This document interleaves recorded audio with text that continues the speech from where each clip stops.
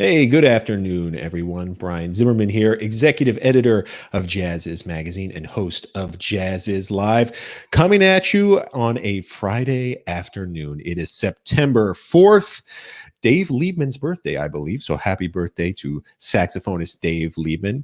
It is also, here at Jazz Is Live, we've gotten our stuff together early enough in the month to bring you the next installment in our 10 albums you need to know series. So that is what we're doing today. We are bringing you the 10 albums you need to know for September 2020. And of course, longtime viewers of this show know we're always joined in these special episodes by the one, the only, our man in Italy, Jazz's online editor, Matt Micucci. He's waiting in the wings. Matt Micucci, are you there? I am here. Hello, everybody. This is awesome. I'm coming at you from Venice in Italy. From Venice, Italy, and we should explain why you are there, Matt. You are there because in addition to being a great jazz journalist, you're also a big movie buff. You are there for the Venice Film Festival, yes? That's right. I'm covering the Venice Film Festival, and it's a crazy edition because obviously it's the edition in the coronavirus. Lots of health and safety measures are being taken, lots of rules to follow, but we're getting by so far. I don't believe there's been any coronavirus cases, and that's definitely good news. That is good news indeed. And there is some jazz crossover because Terrence Blanchard, trumpeter Terrence Blanchard, right, who scored so many of those iconic Spike Lee movies, is being honored with an award at Venice this year, right? Yes, he's being honored with the Campari Passion for Film Award. This is an award that basically is only 3 years old. Terrence being the third winner of the award, and obviously he is getting it for his great contribution to scoring so many films, including, like you said, Spike Lee's films. And it's he's getting that award, and it's a futurist award given the history of the drink itself that sponsors it. Campari, that's right. Well, very cool. Hey, I am letting Jazz's live viewers know right now. This is supposed to be under wraps, but I'm blowing the lid on it. Our winter 2020 issue, coming out in December, January. This is a scoop, Matt, for everybody listening. Is going to be all about jazz and movies. We are celebrating the wonderful marriage that is jazz and film. So we'll be talking to Terrence. We've got a lot of really cool stuff planned for that issue. Again, that's our winter 2020 issue. Right now, our fall 2020 issue is about to be mailed out to subscribers. That one is all about the art of the album, listening to albums, collecting albums, producing albums. That's going to subscribers right now. There it is. Jeff is on top of it. Pulled it up. And again, you'll need a subscription. I'm sorry, I can't talk to you. You'll need a subscription to receive this in the mail, obviously, but also to read the content online. And you could get a subscription right now on jazz.com/subscribe, just 99 cents per month for 3 months. But anyway, Matt, we have brought you here. By the way, speaking of Matt and movies, Matt, tell me if this is true. You just published a book, didn't you? Oh, well, thank you for that. Yes, I basically, the reason why I published this is because I wanted to learn how to self-publish a book, but it is a collection of film writings. Given the fact that I was coming to the Venice Film Festival, I realized that I should maybe dust off some of my earlier film writings from 2017, 2018. It's called Eye of the Beholder. Thank you, Brian, for bringing it up. You're very welcome. Never miss an opportunity to plug your stuff, Matt. Oh, thank you. That sounds a little, but anyway, as you can see, we've gotten some comments from viewers already. Lavinia Dreamweaver saying hello to Brian and Matt. Hello to you, Lavinia. If you're watching, let us know where you're watching from. Let us know which albums you think should make the 10 albums you need to know for September 2020. Speaking of that list, Matt, what do you say we get into it? Let's get into it. This is, of course, a feature that we do on our website. It's a text feature where we, line up the 10 albums we think you should know about for September 2020. And once a month, we also like to bring it to you in live stream form. But we are going to roll along now with the first album on the list and our usual disclaimer. These are not, it's impossible to pick the 10 best albums. So these are just albums we think you should know about, whether for their, backstory or musical context or, what have you. But there's so much great music coming out every month. These are just 10 we think you should know about. But the first on our list, Matt, is the latest it's the first, actually, a debut by this supergroup Artemis. It is their self-titled album, Artemis, and it will be released September 11th on Blue Note Records. So, Matt, what can you tell us about Artemis? Well, the word you mentioned is just right, because supergroup is a word that maybe gets thrown around a lot, but like this is definitely the case here. And it's also a group that affirms empowered femininity in jazz, which is great. Artemis, yes, it's a great group led by Rennie Rosnes, and they present an eclectic, visionary type of jazz that's definitely influenced by the multicultural and international background of its lineup, which features some of the most in-demand jazz players on the scene today. That's absolutely right. Artemis is the Greek goddess of hunting. That's what this album is named after. And a supergroup in every sense of the word. This is a knockout album. I believe it was supposed to come out earlier. It was pushed back a little bit. Worth the wait. September 11th, when this thing comes out, you're definitely going to want to stream it. Hello also to Colleen Jones. She says she's watching from Lincoln, Nebraska. Hello to you, Colleen Jones. All right. And with that, we'll move on to the second album on our list. This one is the newest from pianist Chick Corea. It is called Simply Plays. Chick Corea Plays. And it too will be released September 11th on Concord Jazz. So, Matt, what is up with Chick Corea's latest? Matt is standing perfectly still. That's how good. There you are. Back from the free zone, Matt. Are you there? Perhaps not. I guess the connection. Oh, he's back. Are we experiencing some technical difficulties? It happens when you're a globetrotter of your stature there, Matt. But anyhow, we can go on. Can't hear you, Matt. Maybe I can try to do some describing here. He's back. He's back. Matt, can you tell us about Chick Corea's latest? If not, I will. This is a solo album. This is, I'm sure, what you meant to say, Matt. This is a solo album from Chick Corea. It explores his longtime keyboard influences. So there are some homages here to Mozart, George Gershwin, Thelonious Monk, Stevie Wonder, and more. We actually spoke to Chick Corea about this very album on the live stream. There are some incredible moments on this album, including some where he plays piano duets with members of the audience that turn out surprisingly well. A few improvised vignettes in which he invites people on screen and then plays, he calls them musical portraits, playing what he thinks they look like. It's a great album. Again, coming out September 11th on Concord Jazz. Matt, looks like you're back. You're a little fuzzy, but you're good to go.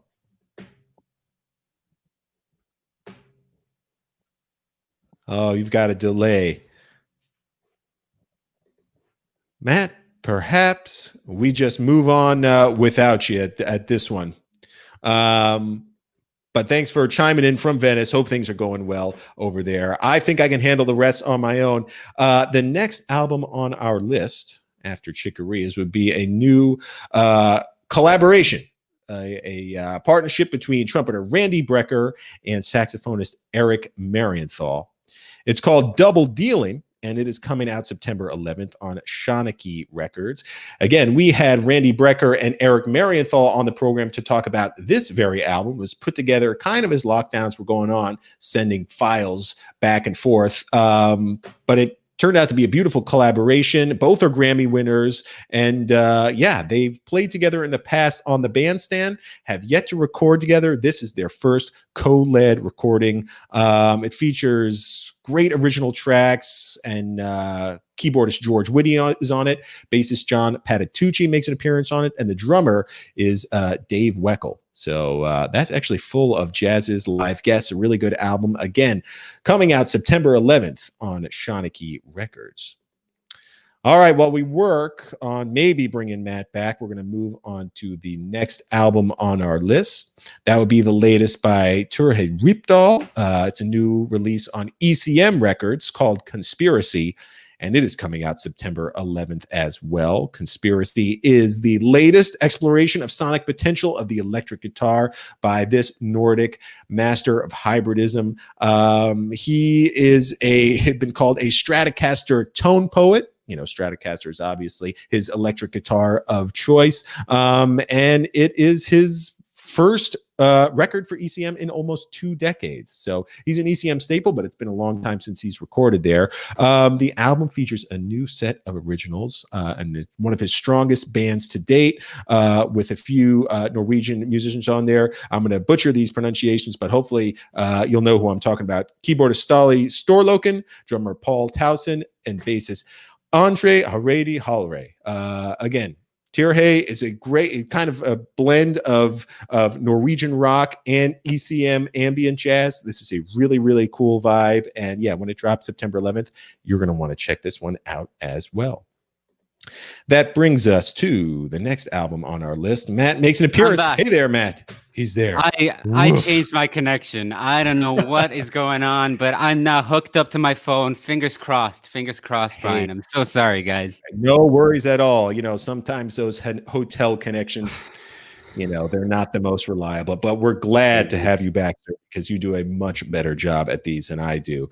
I kind of blindly stumbled my way through the Randy Brecker and Eric Marienthal release and the Terje Riepdahl release, which brings us, Matt, to another great album on our list. That would be the latest from drummer Joe Farnsworth, featuring trumpeter Wynton Marsalis. The name of the album is Time to Swing, and it is coming out on Smoke Sessions Records on September 18th. Matt, what's with Joe's latest? I'm glad to be back with this album because it's actually the easiest one possibly on the list to sort of pitch to you guys, dear viewers. Apologizing once again for the connection troubles. Hopefully they have been solved. With fingers crossed. Joe Farnsworth, renowned drummer. This is his debut album, I believe, for Smoke Sessions, and he simply assembled a stellar lineup. 5 of the songs are performed in a trio with Kenny Barron and Peter Washington. And then on 4 of the tracks, the iconic Wynton Marsalis, whom Brian, you had on the show, joins the band. And really, that's all I kind of need to say. Modern jazz fans are definitely going to want to get their hands on this one for sure. That's absolutely right. We included a track from this album on our fall 2020 issue CD compilation. So these are the CDs that come with each print issue. It's a really swinging blues. And this is another nice album. We also spoke with Wynton Marsalis on the show not too long ago. It's a great episode. It's a real honor to have him on the program. And this is a Smoke Sessions is holding it down in terms of straight ahead modern jazz. This being the latest album, definitely one you're going to want to check out as well. All right, Matt, it is never too early to start thinking about Christmas. And here at Jazziz, we have done just that. That's because we wanted to let you know about the latest album from vibraphonist Warren Wolf. It is Christmas Vibes, and it is coming September 18th via Mack Avenue Records. So, Matt, a holiday album here in September. What can you tell us about it? You're right. Christmas season starts early this year, courtesy of vibraphone maestro Warren Wolf, reinterpreting classic seasonal pop songs and even contributes a new Christmas composition all his own. As someone who actually have no problem spinning Christmas music any time of the year, Vince Guaraldi, and also Phil Spector's awesome Christmas album. And I'm sure that I'm going to want to be digging into this album, despite it being quite summery in the part of the world where I am. Maybe it'll help me cool down. That's right. Like we say, never too early to start at least thinking Christmas. It'll get you in the mood. Besides, Warren Wolf is just a phenomenal vibraphonist. Blends a lot of different styles from gospel to funk to hip hop to jazz. And you can expect no less on this Christmas album from him. So be on the lookout for that September 18th via Mack Avenue Records. Another kind of cool hybrid project in the next spot, Matt, that would be the latest from saxophonist Charles McPherson. It's called Jazz Dance Suites, and it will be released on Chaz Mac Music on September 25th. And it features, I believe, or it was designed to accompany dances by his daughter Camille, a soloist in the San Diego Ballet. That's right. Actually, you talked earlier about the connection between jazz and film, but actually there's another connection, and it's a very obvious one, of course. It's the one between jazz and dance. And here, it's actually the works that are presented in this particular album were composed for the prestigious San Diego Ballet. And the collaboration between McPherson and the San Diego Ballet began in 2015. 2015. So the three suites that are sort of presented here are actually fascinating because they take that link between jazz and dance to a whole new level.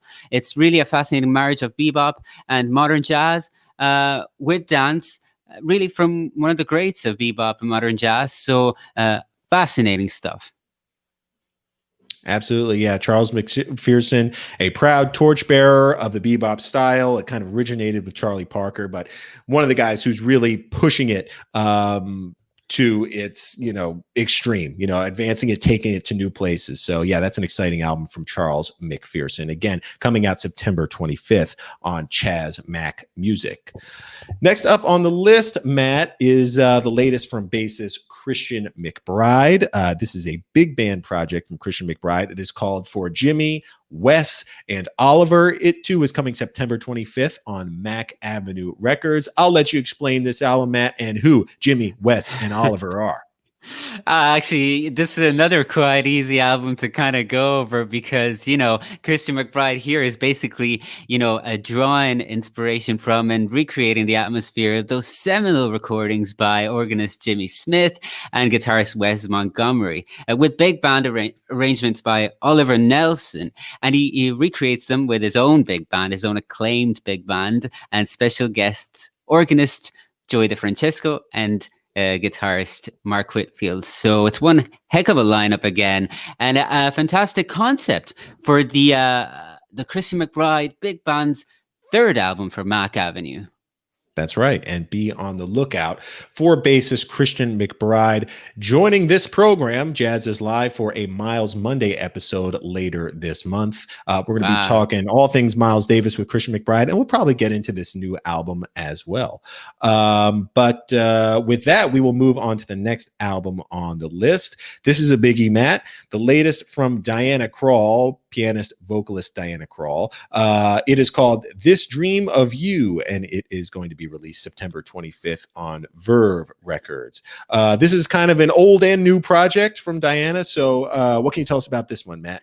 Exactly. I mean, it's essentially, everybody loves Diana Krall. And this is basically a set of recordings from 2016 and 2017, I believe, within a variety of settings. And of course, you want intimacy, sensuality. You got it here. Nobody beats Diana Krall performing some good old classics, and fans should know that This Dream of You also includes some of her final works with her longtime creative partner, Tommy Lee Puma.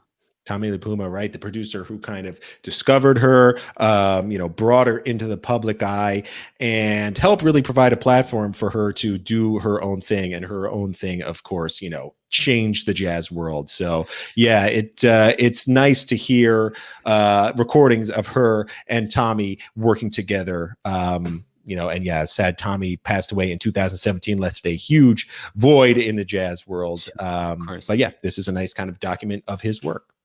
That brings us, Matt, to the final album on our list. And we end with a great one here. It is the latest from Michael Walney, a great German pianist. It is called Mondenkind, and it will be released September 25th on ACT Music, ACT Music. That's right. Actually, Mondenkind, because it's German, and Yes. it didn't really occur to me until I found out more about the album itself. And the reason why it is Mondenkind, which means Moonchild, is because essentially this is a solo piano album, so it's the second on our list. But basically, the Waldy actually tries to imagine himself orbiting the moon, much like Michael Collins on the Apollo 11 orbiting the moon, which is a completely solitary flight. And so doing that, he possibly is able to really take a deep dive into his repository of sounds, and he uses his own compositions and music by other artists as a starting point. And, it's one heck of a trip to the moon, indeed. What a high energy kind of end. Very nice, Matt. Yeah, I love concept albums like this, where the whole thing is kind of framed by, the sense of journey. It really presents a nice through line throughout the album and makes for a great listen. So you're going to want to check this one out too when it drops September 25th. I will add an honorable mention to this list, Matt, and that would be the latest we've covered this before, this previously unreleased album by Thelonious Monk, Palo Alto. It was originally scheduled for release at the end of last month. It was postponed indefinitely. Well, the breaking news here is that it's been officially slated for release on September 18th. So yes, we are going to have previously unheard Thelonious Monk headed to our ears on September 18th. We got the news this morning, so it didn't make the list, but that's definitely more than honorable mention. Again, a new recording of previously unheard Thelonious Monk music, recorded at a high school in Palo Alto, California, going to be released on September 18th via Impulse Records, I believe. So we'll be on the lookout for that as well. Matt has gone ahead and pulled up what is a lot of people ask me about this, Matt. As I mentioned with our print issues, each print issue goes out to subscribers with exclusive collector quality CDs that accompany each issue with some of the best new jazz music. People are always asking me, can I get that music online? Can I get that music online? For the longest time, we didn't want to offer it online because we want it to be really high quality, CD quality. Well, big news at Jazz's as you can now access music from the Jazz's CD compilations online. Just go to jazzes.com/discovery. You can browse our past 2 CD compilations. We're offering them in high-res streaming CD quality audio, free to subscribers. Again, as you can see there, you'll need a subscription to access these playlists, but yes, you can now access the CD compilations online on any device, desktop, tablet, phone, to listen to in the highest possible quality. So you can start with our summer 2020 Fusion compilation and our fall 2020 Art of the Album compilation. They're both up online right now, jazzes.com/discovery. We couldn't be prouder to offer this to our readers. So very happy to make that announcement. Wow, that's great. That sounds awesome. I know you'll be listening, Matt. I'll be listening for sure. Well, Matt, again, thank you for joining me to walk through the 10 albums you need to know for September 2020. Well, technical difficulties. The eight albums. I was only there for the 8 albums. I guess I owe you 2 extra ones the next time. Maybe, I don't know. Yeah, deal. We'll work it out next time. Anyway, thank you for joining us in the middle of a busy, Venice Film Festival. You've still got the press pass around your neck. You are a dedicated reporter, sir. Any good movies we should be on the lookout for? Well, I guess there is one that I should mention. It's called The Disciples, and it's sort of about Indian classical music. So it is quite fascinating. Obviously, there are definitely many comparisons between Indian classical music and jazz. So for jazz fans, it might be very interesting. It really gets into that culture very deep, and yeah, fascinating one. That's my highlight so far. The Disciple, it's called. And if you want more of Matt's takes on classic cinema, what's the name of your book again, Matt? Eye of the Beholder. Eye of the Beholder. Thank you, bro. I'll be buying myself a copy, and I urge everyone watching who loves cinema to do the same. All right, Matt, that'll do it for today's episode. Thanks again for joining me. What do you say we sign off together? Peace. Thanks for watching. Happy Friday. Thanks for watching. Bye, guys.